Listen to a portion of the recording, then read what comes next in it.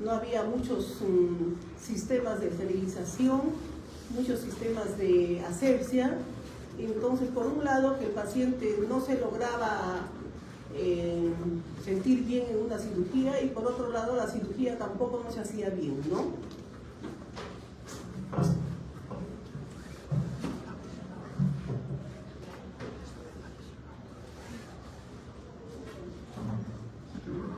Entonces, vemos que la cirugía en los tiempos antiguos, si un paciente, por ejemplo, le decían tiene que operarse porque necesita una cirugía, el paciente lo pensaba 2, 3 veces, ¿no? Porque sabía que iba a sufrir. Entonces muchos pacientes incluso preferían suicidarse, ¿no? Porque sabían lo que iban a pasar en los tiempos antiguos. Entonces la anestesia ha ido evolucionando para vencer el dolor principalmente que existe en el paciente. Ese dolor que puede ser por una pequeña cirugía, que es por ejemplo un uñero, o una cirugía, por ejemplo, de estómago, una cirugía de pulmón, etc. Entonces la anestesia ha ido evolucionando poco a poco con el objetivo principal de vencer el dolor. Pero para vencer el dolor tiene que haber habilidad, tiene que haber destreza. ¿En qué sentido? Que el paciente no se vea afectado, ¿no? Porque si nosotros colocamos anestesia a un paciente, probablemente pueda haberse afectado también con la anestesia. La anestesia viene de la palabra an, que significa sin, y estesia, que significa sin sensación, ¿no? En esa sensación está incluido principalmente el dolor. Entonces la anestesia es sin sensación o sin dolor. Vemos, por ejemplo, así como un recordatorio, que en China, por ejemplo, usaban el vino. Lo hacían tomar al paciente bastante vino para que produzca en él un sopor, y de esa manera se aprovechaba y se operaba el paciente. El beleño era muy usado también, el opio, que es un analgésico derivado de los opioides, el cáñamo de India, y también se usaba la acupuntura. Entonces, todos estos métodos se usaban antiguamente para producir un estado de alivio del dolor, es decir, producir anestesia, o sea, sin dolor. Pero como ustedes verán, si ustedes toman harto vino, de repente nos vamos a emborrachar, pero jamás vamos a tolerar un corte, ¿no es cierto? Entonces, imagínense cómo eran las cirugías en ese tiempo, ¿no? En la India igual usaban también el vino y usaban la marihuana. Como les digo, todos esos eran métodos solamente por un momento, y el paciente siempre iba a sentir dolor. En Grecia aparece Platón, que en su obra ya empieza a usar en el año antes de Cristo, 400 años antes de Cristo, la palabra anestesia, o sea, ya se va incorporando al vocabulario la palabra anestesia, ¿no? Que no era conocida todavía. Después ustedes van a aprender este nombre, que lo van a tener siempre presente, Pedanius Dioscóridis Anaxergo, que es un gran médico de Grecia, que ha contribuido bastante en lo que es la anestesia, ¿ya? O sea, siempre va a haber médicos profesionales que aportan a la medicina, ¿no? No se quedan solamente como quizás muchos de nosotros aprendemos la medicina, la ponemos en práctica, pero de repente no aportamos en un avance, ¿no? Como por ejemplo el doctor Dioscóridis Anaxergo. O sea, son médicos que no se han quedado ahí, sino han dado de ellos con su conocimiento para que actualmente podamos operar a un paciente bien, ¿no? Entonces, este doctor Dioscóridis Anaxergo, aparte que ya usó el término de anestesia, usó también la mandrágora, Y acuérdense que la mandrágora es el símbolo de la anestesia. La usó para hacer ya operaciones a nivel rectal, local, inclusive de ojos, ¿no? Y también usó como sedante, por ejemplo, la lechuga.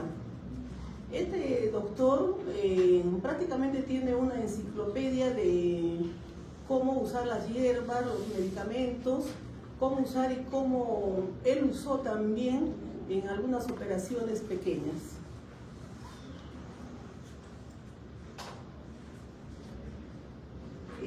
Acá tenemos varias plantas que se han usado en la antigüedad, como es por ejemplo la dormidera, la mandrágora, el beleño, ¿no? Y como les vuelvo a repetir, la mandrágora es el símbolo de la anestesia.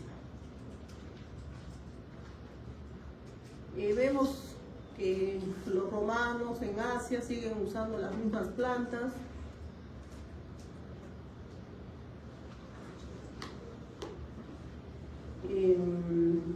Como el Dioscórides tiene su obra que habla sobre todos los fármacos que él ha usado, ¿no? Ha sido un gran aporte en la anestesia.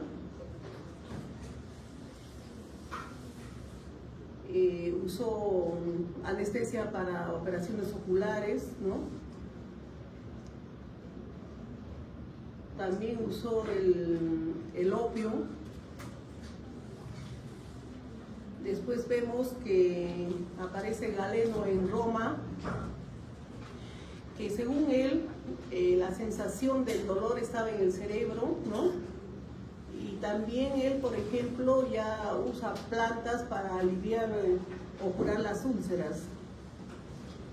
Entonces vemos ahora que varios médicos muy importantes de esa época intervienen en la historia de la anestesia, ¿no? Para Galeno, por ejemplo, para él el centro vascular era el hígado, ¿no? Según Galeno, el hígado era el que transportaba la sangre hacia el organismo. Y vemos que eso ha ido cambiando con el tiempo y sabemos que el corazón es el que impulsa la sangre, ¿no? Pero quizás en otro tema de clases hay las 4 flemas que hemos estudiado o han estudiado, donde el hígado interviene bastante, ¿no? Las 4 flemas o los 4 líquidos que intervienen en el desarrollo o el bienestar del ser humano, ¿no? Los 4 líquidos que van a provenir y que son producidos o interviene el hígado. Quizás por eso el Galeno decía que el hígado era el órgano principal. Acá vemos la reina Victoria, que también para su parto ya usó la anestesia, ¿no? Entonces, antiguamente, los que más practicaban procedimientos dolorosos eran los dentistas, ¿no? Sacar la muela, sacar los dientes con dolor, usar aparatos. Entonces, los dentistas usaban bastante procedimientos dolorosos y también vamos a encontrar a científicos que empezaron a usar para estos procedimientos el óxido nitroso. O sea, ya empezó a aparecer el óxido nitroso, que lo empezaron a usar. Pero acá hay una característica importante, que es cierto que el óxido nitroso ha sido usado para extracción de dientes, de muelas, hasta ahora se usa también. Sin embargo, los profesionales de esa época nunca lo registraron o publicaron o patentaron para decir estamos usando el óxido nitroso de esa manera y hay que seguir usando, ¿no? Se usa prácticamente el óxido nitroso que viene en balón azul y se va dejando de lado, ¿no? Como se dice, a mí me fue bien, lo dejo de usar, viene el otro odontólogo o el otro cirujano, ya no lo usa y otra vez vuelve el dolor, vuelve la falta de anestesia y prácticamente va girando así la historia de la anestesia en que todo se usa por el momento, ¿no? Pero no hay nada así protocolizado, no hay nada demostrado científicamente, no hay nada que quede después para la historia. Entonces vemos que para operar a un paciente todos lo agarraban, ¿no? Lo agarraban, aprovechaban de operarlo se usaba el alcohol a dosis altas hasta que el paciente pierda la conciencia, y en ese momento que perdía la conciencia lo operaban. Entonces imagínense ustedes un paciente ebrio que de repente esté vomitando, o de repente no respire bien, esté haciendo hipoxia, ¿no? O de repente se le baje la presión, ¿no? Pero esa era la manera. Después otra forma era, por ejemplo, estrangular al paciente hasta que el paciente se desmaye. Y en el momento que se desmayaba, aprovechaban de hacer la circuncisión, ¿no? Otra era, por ejemplo, con una escudilla o una estaca, por ejemplo, le daban un golpe en la cabeza, producía un TEG, el paciente se desmayaba, y en ese momento que ya hablamos de pérdida de conciencia, no de sueño, sino pérdida de conciencia, aprovechaba y se operaba al paciente, ¿no? Pero no sabemos cuántos ya no despertaron de repente, ¿no? De repente el golpe era muy fuerte, la estrangulación también era demasiado, no sabemos, ¿no? El frío también se ha usado en varias oportunidades para producir alivio del dolor. Compresión de los nervios, haciendo ligaduras para producir adormecimiento en esa zona. Pero también, si nosotros hablamos de ligadura, también estamos produciendo isquemia, ¿no? Pero son otras formas que se considera en la historia de la anestesia. Entonces, hasta acá vemos plantas, vemos el vino, vemos el golpe, y después vemos de que el paciente está solo, ¿no? O sea, desmayado, está ebrio, está con plantas, pero nada más, ¿no? Sin embargo, como les digo, hay gente que aporta. Por ejemplo, Thomas Vidus agrega a la anestesia el gas. Entonces, miren ustedes cómo él se preocupa por al paciente darle de alguna manera en forma de gas, ¿no? Ya empieza a ver las bombillas de gas, una forma de introducir por vía inhalatoria al paciente un método anestésico, ¿no? Humphrey Davy utilizó bastante el óxido nitroso. Como les decía, el óxido nitroso fue usado antiguamente bastante, sobre todo por los dentistas, y es un gas hilarante que hace reír. Quien lo usó bastante le dio su uso es Humphrey Davy, pero va pasando a la historia, ¿no? Después aparece Henry Kidman, que ya mezcla el óxido nitroso con oxígeno. Entonces ya empieza a haber oxigenación al paciente, ¿no? Ya no se lo deja solo, ¿no? Entonces, óxido nitroso con oxígeno. Y no solamente eso, ya empieza a haber una campana de vidrio para poder acercar al paciente eso, ¿no? ¿Quién descubrió, quién ayudó con ese invento? Kidman, pero como dice acá, también fue efímero, ¿ya? Después vamos a ver que Graham Long en 1842, miren la importancia también de lo que les quiero decir.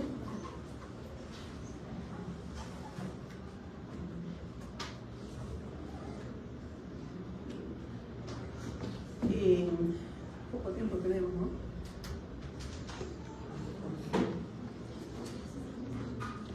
Ya.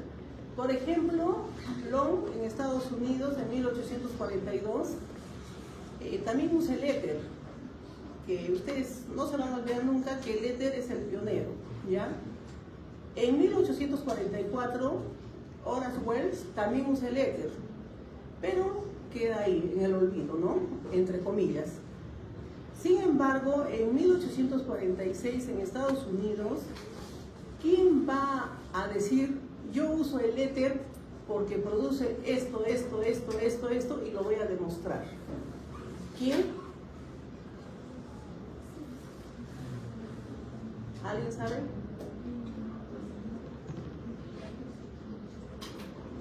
William Morton.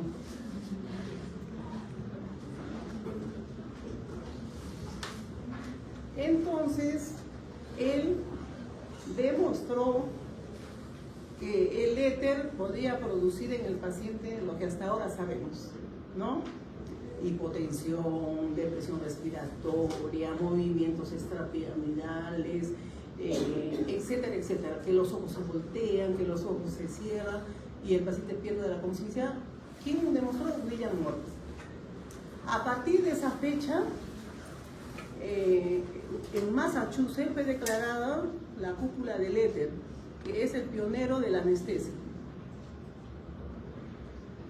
Gracias a eso ya empezaron a operar mejor, a operar más, la cirugía va avanzando, empiezan a demostrar que también tienen que desinfectar.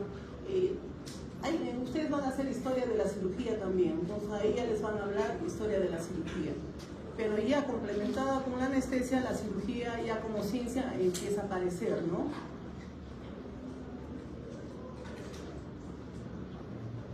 Entonces, al estado producido por el éter se va a llamar anestesia. Después aparece el cloroformo. Después ya empieza a aparecer la cirugía como ciencia. Se vuelve a usar nuevamente el óxido nitroso, que hasta ahora se usa también. Se empieza a usar el oxígeno. Y acá les pongo las fotos del oxígeno, que siempre va a estar en balón verde, siempre debe estar en balón verde. Pero si ven la película de Coma, van a ver que hay balón verde, pero no hay oxígeno. Si alguien ha visto la película de Coma, en los hospitales ponían balón verde, pero no era oxígeno. Y los pacientes entraban en coma. Este es el anhídrido carbónico, el plomo, el azul es el óxido nitroso. Ese es el avance, ¿ya? Después apareció el ciclopropano, que era un buen anestésico y fue usado bastante tiempo, pero se dejó de usar porque es explosivo, o sea, fácilmente explota. Entonces hubo un incendio en sala, entonces ya no se usó hasta el día de hoy. Después aparece Snow, que habla del equipo de inhalación del éter. Él tuvo el honor de darle la anestesia a la reina Victoria, imagínense.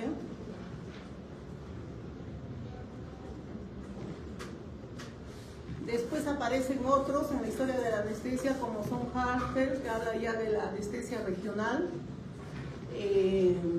Ustedes seguramente que algunos familiares han puesto anestesia en la columna para una cesárea. Ya aparece la cirugía moderna. Aparece, como les digo, los guantes, la asepsia, la hemostasia, porque antes no tenían hemostasia, no usaban guantes, ¿no? Incluso ya aparece la teoría también del cáncer, de las infecciones, de las complicaciones en la cirugía.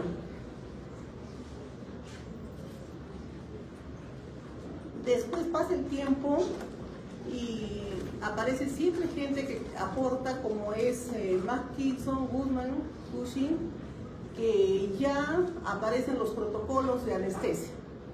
Entonces, ustedes que están rotando en anestesia van a ver que en sala de operaciones debe haber un informe de anestesia. Quizás ustedes entran a sala y miran solamente la cirugía y no miran el informe de anestesia. En el informe de anestesia se registra nombre del paciente, diagnóstico, análisis de laboratorio, tipo de anestesia, quién da la anestesia, quién opera, cómo sale el paciente. Ese informe es un informe legal. Supongamos que el paciente, como ya sabemos, se puede quejar mañana o pasado de que le han hecho mala cirugía, que esto, que lo otro. Ese informe para nosotros como anestesia va a la corte, ¿no? Entonces, ¿quién fue el pionero de los registros? Vemos acá Matt-Kitson. Después, Jackson, ¿qué hizo? Inventó el aparatito, miren ustedes, muy importante. Ustedes, por ejemplo, ven que un paciente está siendo sometido a una cirugía, ya perdió la conciencia, está recibiendo el gas, ¿no? Está recibiendo el gas, quizás también el oxígeno. ¿Y qué hacemos con el CO2? El CO2 puede ser que sea retenido y cause un edema cerebral y el paciente entre en coma, ¿no? Entonces el CO2 tiene que salir y ser atrapado.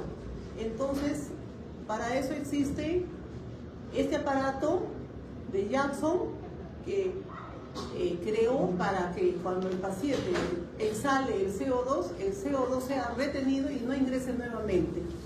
Hasta el día de hoy usamos también eso. Bueno, después aparecen los aparatos para administrar el oxígeno, administrar los gases. Entonces, ¿dónde se da anestesia? Anestesia, vamos a ver dónde se da. En el quirófano. Estamos cuidando al paciente en la unidad de cuidados postanestésicos. Estamos en el consultorio de módulo de prevención de riesgos intraoperatorios, que es el consultorio de anestesia. Estamos en medicina de cuidados intensivos, en reanimación, en terapia del dolor y en visita domiciliaria. En pacientes que, por ejemplo, están con dolor y ya no pueden ir al hospital, entonces vamos a su casa.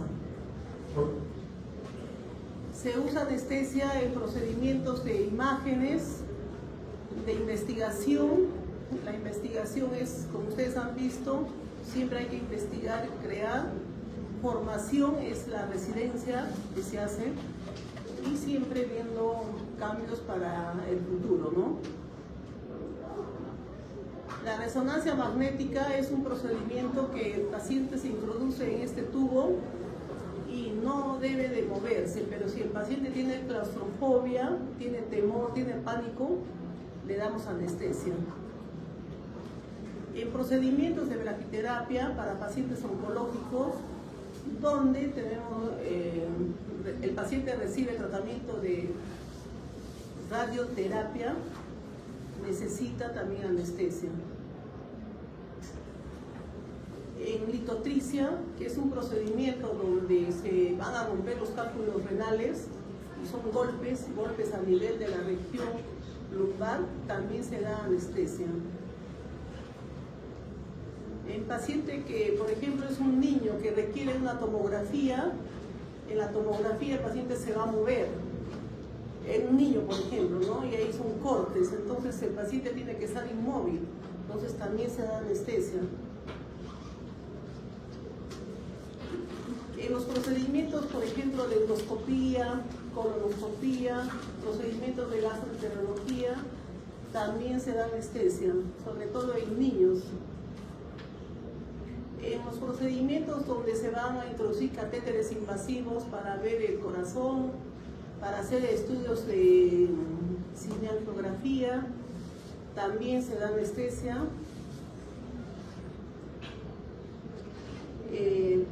Y miren ustedes la evolución de la anestesia, que ahora existen ya máquinas donde proporcionan el anestésico, proporcionan oxígeno, sacan el CO2, lo eliminan el CO2 o lo reservan el CO2, y también tenemos no solamente eso, una máquina que en forma automática, apretando, ya nos da todo eso, ¿no? Una máquina. Y también tenemos otra máquina, o sea, acá tenemos una máquina, esta que ven acá, que va a hacer respirar al paciente, y esta máquina que nos va a dar las funciones vitales. O sea que actualmente podemos tener, gracias a Dios, gracias a todas las personas que nos han antecedido, una máquina que dé ventilación mecánica, que dé anestesia, y otra máquina que nos esté controlando el pulso, la presión, la saturación, todo durante la cirugía.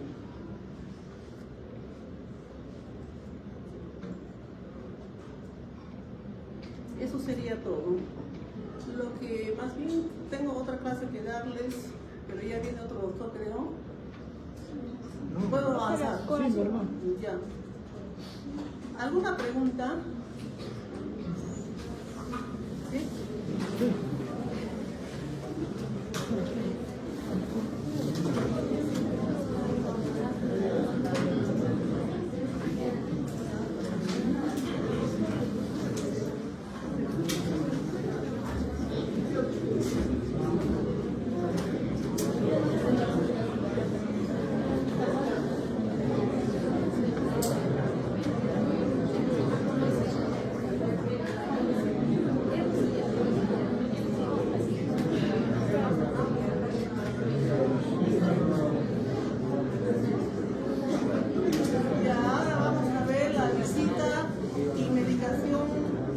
La visita preanestésica, ¿ya? Me avisas si es que tienen clases. No hace que tengan clases. Ya, todo paciente que va a ser operado, por ejemplo, vamos a suponer, mañana van a operar a un familiar de vesícula, ¿cierto? O a la semana que viene. Entonces el paciente no entra de frente, así nomás, ¿no? Tiene que ser preparado. Entonces, ¿cómo es preparado? Primero, hablando con él, haciéndole una buena anamnesis, una buena historia clínica y llegando a su diagnóstico, que sufre de cálculos biliares, ¿no? Una vez que nosotros llegamos a ese diagnóstico, o el cirujano llega al diagnóstico, le va a indicar una hemoglobina, le va a indicar una creatinina, un examen de orina, un riesgo cardiovascular, un examen neumológico si lo requiere, y le va a hacer su historia completa con todos sus análisis y con su evaluación del cardiólogo. Una vez que el paciente esté preparado y esté listo para ser operado de vesícula, dentro de una semana, por ejemplo, que no es emergencia, nosotros, que le vamos a dar la anestesia, vamos y lo visitamos al paciente. Entonces el paciente ya está en su cama o en consultorio y le decimos: usted es fulano de tal, usted sufre de la vesícula, tal, revisamos la historia, está todo conforme y procedemos a darle una valoración, ¿no? Usted está en riesgo 1, en riesgo 2, usted va a necesitar tal anestesia, etc. Es de la visita preanestesia, o sea, antes. Entonces, la visita, el propósito es que haya confianza, que el paciente conozca qué se le va a hacer en cuanto a la anestesia, porque se supone que el cirujano le habla sobre la cirugía, ¿no? Pero si no sabe o no le han hablado todavía, nosotros podemos hablar. Pero el principal objeto de esta visita es que nosotros le hablemos, ¿no? ¿Cómo va a ser la anestesia?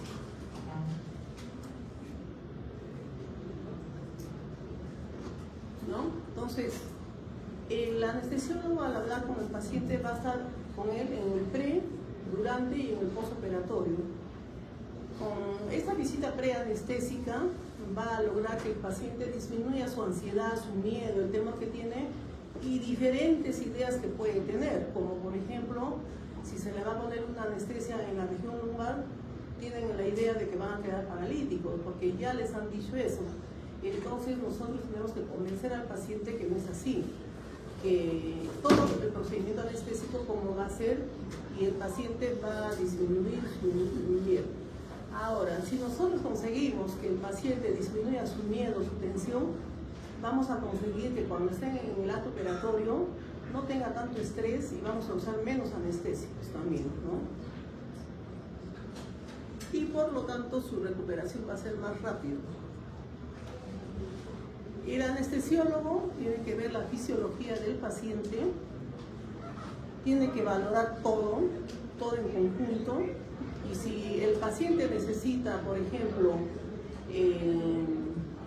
una evaluación por endocrino extra, ¿no? Una extra que vamos a suponer esté descompensado o, por ejemplo, tenga un asma, una reacción bronquial, necesita una interconsulta de neumología, entonces nosotros haremos la interconsulta de neumología, por ejemplo, ¿no? Haremos una evaluación a hematología si tiene problemas de sangre, problemas de factores de, por ejemplo, ¿no? Que no tenga cierto factor de coagulación, entonces tenemos que hablar con el hematólogo, que lo vea para que entre en buenas condiciones. También vamos a ver qué equipo va a usarse para preparar. vamos a ver las enfermedades o antecedentes. Por ejemplo, si un paciente fuma bastante, le gusta fumar, va a tener probablemente EPOC, ¿no? Y si nosotros vamos a intubar al paciente, vamos a estimular la vía respiratoria. Si usamos, por ejemplo, el tiopental, que es un anestésico endovenoso, de repente con el tiopental vamos a producir espasmo bronquial. Entonces nosotros tenemos que saber si fuma, por ejemplo, ¿no? Si es alérgico. Es muy importante para evitar reacciones alérgicas. Entonces, vamos a ver también sus exámenes auxiliares, cómo está, cuánto tiene de glucosa, cuánto tiene de hemoglobina. Si va a ingresar a sala con hemoglobina, por ejemplo, de 9, no está en buenas condiciones, ¿no? Entonces tenemos que solicitar sangre, por ejemplo. Entonces todo eso vamos a ver, la sangre. Si la glucosa, por ejemplo, está en, vamos a suponer, 200, entonces decimos algo está fallando, ¿no? Entonces hacemos interconsulta con el endocrino. Y vamos elaborando un plan anestésico. Entonces, vamos a adquirir confianza con el paciente, vamos a disminuir el miedo que puede tener. Esta valoración anestésica nos va a ayudar cuando ya el paciente ingrese a sala, ya debe estar mejor de lo que estuvo antes, ¿no? Pero va a haber situaciones como estas, ¿no? Pacientes que ya no van a colaborar con nosotros, ¿no? Van a entrar, por ejemplo, así, ¿no? Entran, entonces la obligación del médico que lo recibe en emergencia al entrar a shock siempre es ver cuánto de glucosa, cuánto tiene de hemoglobina, en forma inmediata. Incluso un examen de gases sanguíneos para ver en qué estado metabólico está el paciente. Y de acuerdo a eso, rápidamente preparar sangre, preparar la cirugía, y nosotros como anestesiólogos estar listos para entrarlo a sala de operaciones, ¿no? Entonces, hay situaciones en que nosotros no podemos hacer visita preanestésica, pero sí una valoración preanestésica. Entonces, el anestesiólogo tiene que ver todo lo que es el organismo, cómo funciona, y el cirujano tiene que conocer bien la anatomía, ¿no? Debe haber una relación entre lo que el cirujano va a operar, está operando, y una relación con la anestesia. Tiene que ser así. En algún momento, por ejemplo, que el paciente sangre demasiado, nosotros tenemos que ver qué hacer, ¿no? Ponerle sangre, ponerle plaquetas, comunicar también al cirujano que el paciente se está descompensando, qué está pasando, ¿no?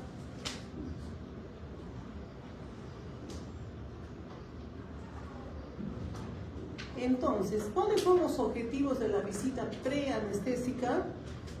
Es la anestesia segura, ¿no? El objetivo principal. Disminuir los riesgos perioperatorios y evitar las complicaciones en el paciente, como son principalmente las complicaciones pulmonares y cardíacas. Ese es el objetivo de la visita preanestésica. Disminuir todo lo que hay en el paciente, ¿no? Temor, ansiedad, negatividad. Todo es preanestésica, ¿no? ¿Ya? Todo es pre. ¿Ya? O sea, vencer el miedo, la desconfianza, el rechazo, todo el pánico que siente el paciente. A veces así entran con palpitaciones, sudando, llorando.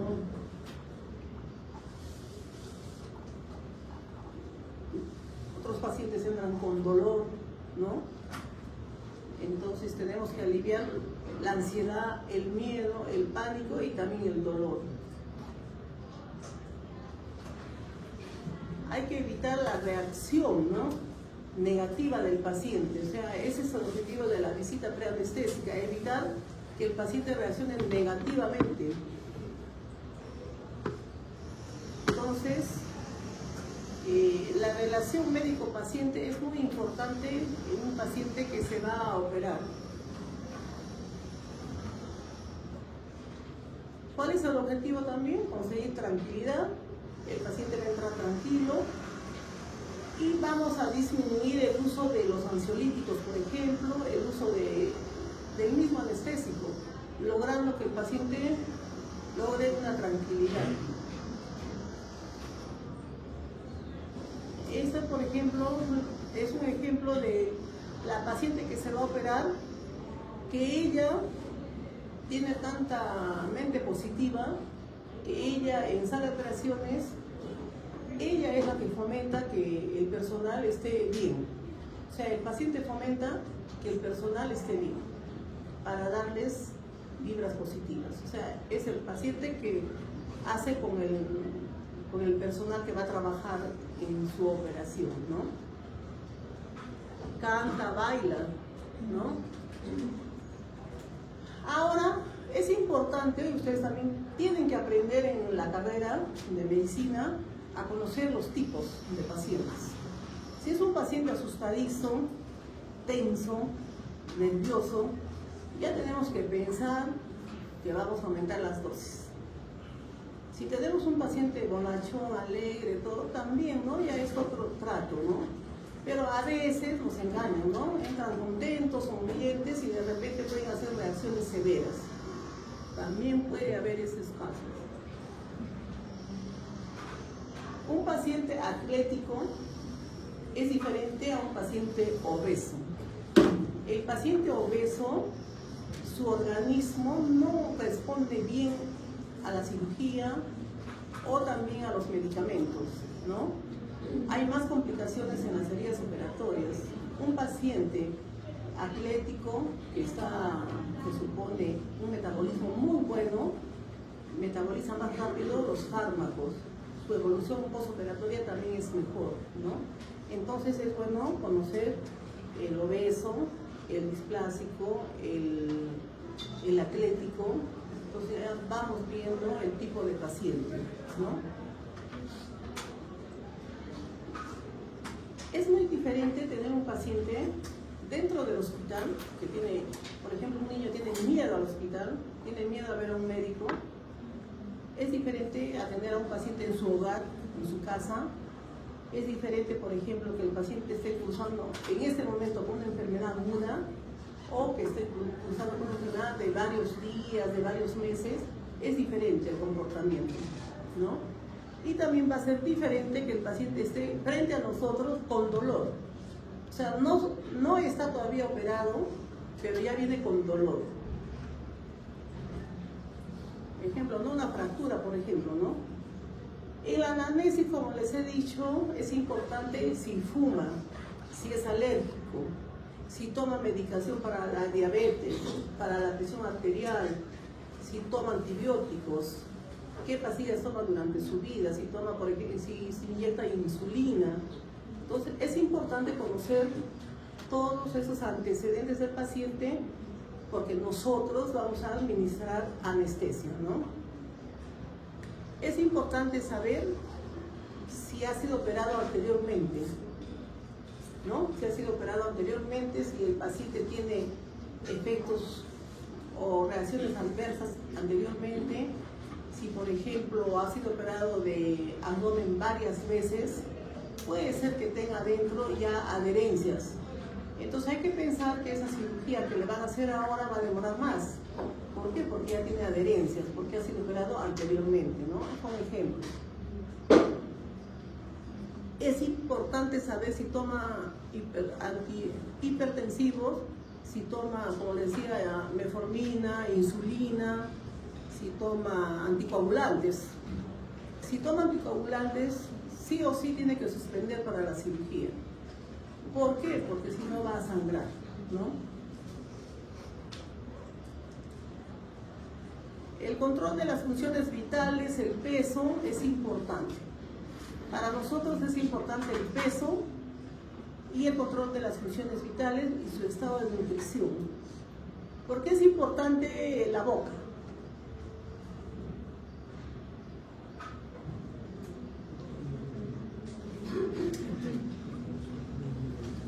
de repente lo vamos a intubar. Y si tiene dientes en mal estado, se pueden romper o se pueden salir y pueden pasar adentro. También, si vamos a intubar, no debe haber prótesis dentales, ¿no? Porque la prótesis sale y se puede pasar adentro. Entonces, es importante saber. La vía aérea, ¿cómo se mira la vía aérea? Se abre bien la boca. Ustedes, por ejemplo, se van a mirar al espejo y van a abrir la boca y van a ver si se miran los pilares, si se miran la úvula o no se miran, ¿no es cierto? Entonces, en anestesia se evalúa la apertura de boca. Si vemos los pilares, si vemos la úvula, quiere decir que va a ser una intubación fácil. Pero cuando nosotros vemos la boca del paciente y no vemos prácticamente nada, solamente la úvula y no vemos los pilares, es muy probable que haga una intubación difícil, ¿no?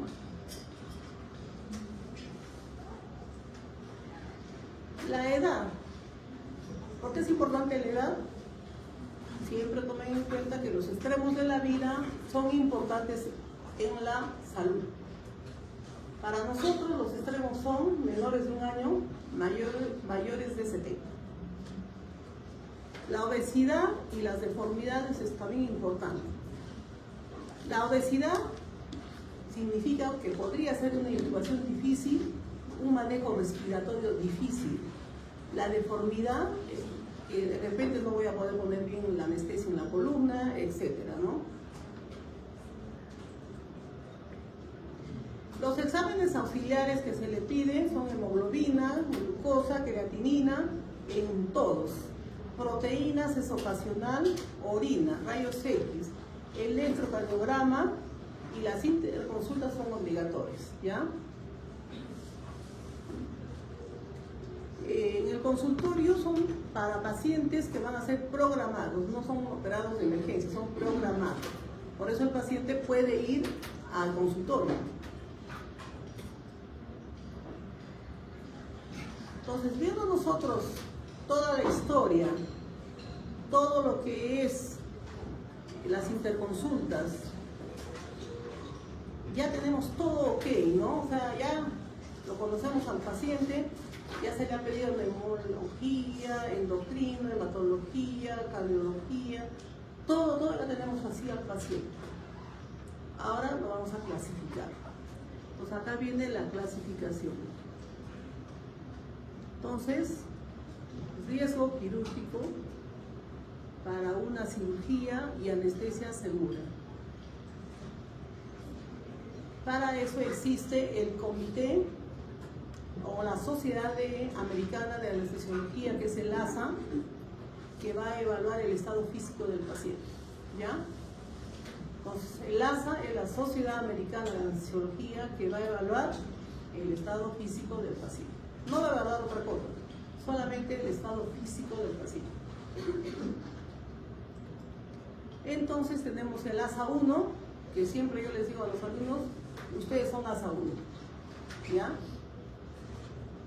Sanos, no tienen ningún tipo de enfermedad y de repente en cualquier rato, por decir, les puede dar una apendicitis, no se complica, entran a sala, son ASA 1, ¿no? ASA 2 es un paciente que se puede encontrar en extremos de la vida, menores de 1 año, mayores de 70 y que pueden tener alguna enfermedad pero que no trastorna su metabolismo, ¿no? Por ejemplo, es un paciente hipertenso, pero que es tan disciplinado en su tratamiento que toma las pastillas y está bien estable. Un paciente diabético que también toma sus pastillas, come bien y su glucosa, todos sus exámenes están bien. Ese es ASA 2. ASA 3 es un paciente que ya tiene alteración sistémica severa, ¿no? Es una alteración sistémica severa, por ejemplo, está con hipertensión, está con la glucosa elevada, está en extremos de la vida, no satura bien, tiene un poco de dificultad respiratoria, ¿no? Ese es ASA 3. De repente la hemoglobina está baja, está haciendo infección. ASA 4. El paciente ASA 4 ya es un paciente que tiene falla multisistémica, multiorgánica y ya está postrado. Es decir, falla el sistema respiratorio, el sistema renal, falla también el sistema nervioso. Por lo tanto, el paciente tiene que estar intubado, tiene que recibir oxígeno, tiene que recibir medicación para poderse mantener vivo, tiene que recibir antibióticos. Ese es el ASA 4. Entonces, es un paciente que está postrado con falla multiorgánica. El ASA 5 es un paciente moribundo, es un paciente que si lo operamos se puede morir y si no se lo opera se puede morir. Tiene que tener autorización del familiar para entrar a la sala de operaciones. Muchas veces tiene que tener junta médica para que ingrese a sala de operaciones y en algunas ocasiones quizás incluso puede venir el fiscal, ¿no? Entonces es un paciente que está entre la vida y la muerte, ¿no? Y el ASA 6 es el paciente donante, es el paciente que va a donar un órgano, ¿no? Entonces, el ASA significa Sociedad Americana de Anestesiología, evalúa el estado físico del paciente y califica al paciente del 1 al 6, ¿no? El estado más grave es el ASA 5. Y la medicación, por ejemplo, a un ASA 1 yo le puedo poner, por ejemplo, un metamizol, ¿no es cierto? Le pondría ese metamizol al ASA 5. Es muy probable que con ese metamizol le ocasione un paro, ¿no? Entonces la medicación preanestésica va a ser de acuerdo al ASA, ¿no? De acuerdo a la cirugía también. Entonces, pre significa antes. Todavía no se está anestesiando el paciente, se está colocando algo antes. ¿Qué queremos conseguir antes? Sedación, amnesia, que se olvide de dónde está, analgesia si es que le duele, y queremos conseguir que la inducción de la anestesia sea fácil.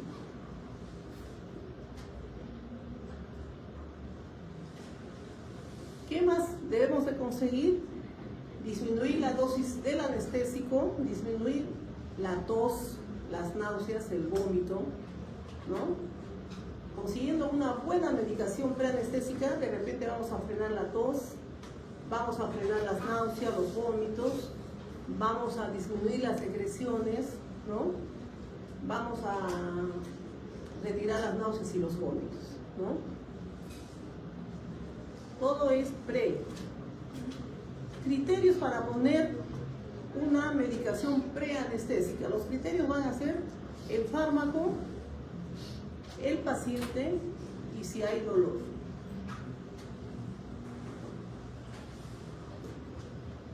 Es muy importante esto, la vía oral, la vía intramuscular o la vía endovenosa. Entonces, si el paciente mañana va a entrar a operarse de vesícula a las 8 de la mañana, yo le daría hoy día, para que se tranquilice mañana o duerma tranquilo, ¿qué le daría? Vamos a suponer un alprazolam, ¿no? O le daría un clonazepam ahora, o le daría un droperidol o un midazolam y va a dormir tranquilo y mañana va a estar tranquilo, vía oral. Va a hacer efecto casi a la hora y va a dormir tranquilo. La otra, no le doy nada en la noche, despierta el paciente, va a ser operado a las 8 y antes de llevarlo a sala de operaciones le coloco una inyección de diazepam, que es el más conocido, o midazolam, intramuscular, más o menos una hora antes, va haciendo efecto. Cuando entre a sala ya el paciente se va a sedar, ¿no? ¿Y cuál es la otra? Es la endovenosa. La endovenosa actúa rápidamente, ¿no es cierto?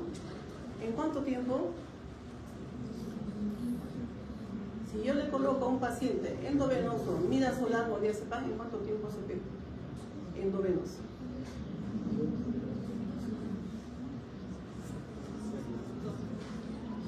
A los 2, al minuto, a los 2 minutos, ¿no? Entonces, ¿Dónde le voy a colocar eso? El midazolam o el diazepam o el droperidol en sala de operaciones. ¿Por qué? Porque ya lo tengo yo frente a mí y lo tengo que va a hacer el efecto al minuto o a los 2 minutos. Entonces, en la práctica nosotros manejamos todo por vía endovenosa, cuando el paciente está frente a nosotros. ¿Y por qué no lo otro? Porque nosotros no estamos con el paciente. ¿Ya? Entonces ustedes tienen que imaginarse, ¿no? El paciente está en su piso y el paciente está en sala. En sala está con nosotros. En piso no está con nosotros.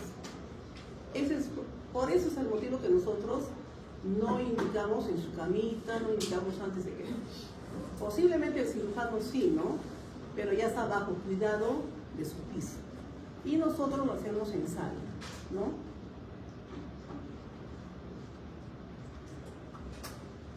Sedantes.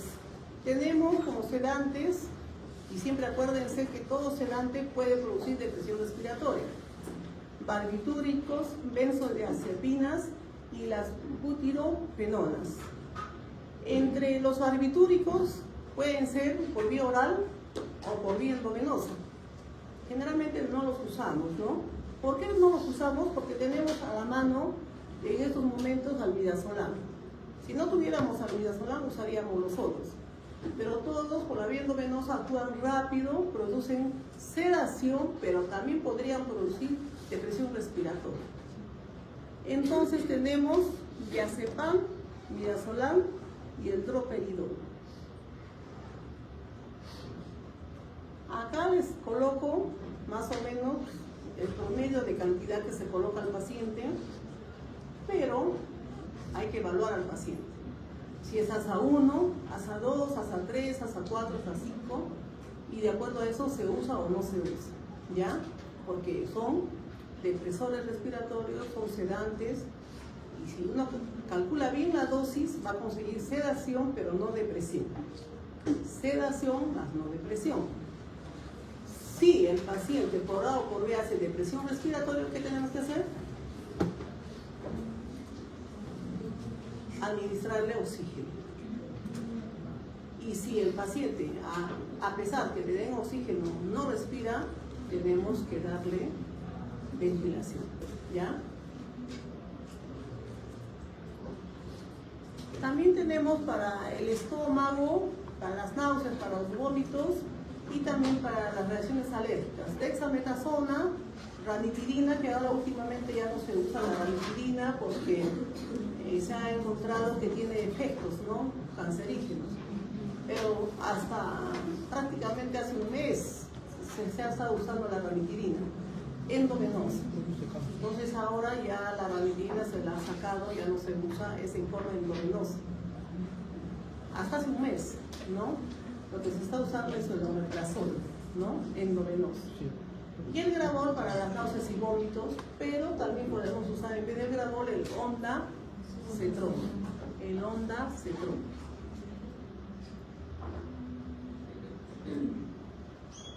Si el paciente entra con una fractura de pierna a operarse, está que le duele intensamente, inmediatamente antes de administrar anestesia le vamos a colocar fentanil a dosis bajas, ¿ya? Fentanil es un opioide potente, la morfina es otro opioide potente y la meperidina igual. Todos estos opioides, fentanil, morfina y meperidina, son opioides que van a calmar el dolor, pero tenemos que saberlos usar a dosis bajas, diluyendo el fármaco y colocando en forma lenta. Nunca ustedes coloquen así, ¿no? Porque el paciente depresión respiratoria se puede chocar. Entonces siempre la dosis, se calcula la dosis, se diluye en la jeringa y se coloca poco a poco. Para eso el paciente, nosotros ya lo tenemos monitorizado. Tenemos una saturación de oxígeno, tenemos una frecuencia cardíaca, una presión arterial y lo estamos viendo al paciente, ¿no? Estamos viendo que el tórax esté así, vemos que el ojo abre, ¿no? Entonces le coloco suavemente, diluyendo y viendo las funciones vitales. Estos son los analgésicos que actúan al toque, ¿no? Entonces, todo medicamento que pongamos en forma brusca puede bajar la presión bruscamente, puede producir depresión respiratoria y también puede producir náusea y vómito, ¿no? El fentanil se puede usar en bastantes situaciones y a dosis desde la más pequeña hasta la más grande. Y la recomendación es colocar suavemente porque también puede producir broncoconstricción masiva, ¿no? Entonces, esa es la manera de usar los opioides. La morfina, si bien es cierto que vamos a usar en el preanestésico, tiene como resultado después, y tenemos que pensar en eso, de que puede haber globo vesical después, puede haber náuseas y vómitos, entonces tomar en cuenta también. Es muy importante calcular bien las dosis. Para disminuir las secreciones salivales, porque a veces hay mucha salivación, podemos usar la atropina. La escopolamina a dosis bajísimas, bajas la escopolamina. Eso sería todo en cuanto a la medicación preanestésica. ¿Alguna duda, pregunta?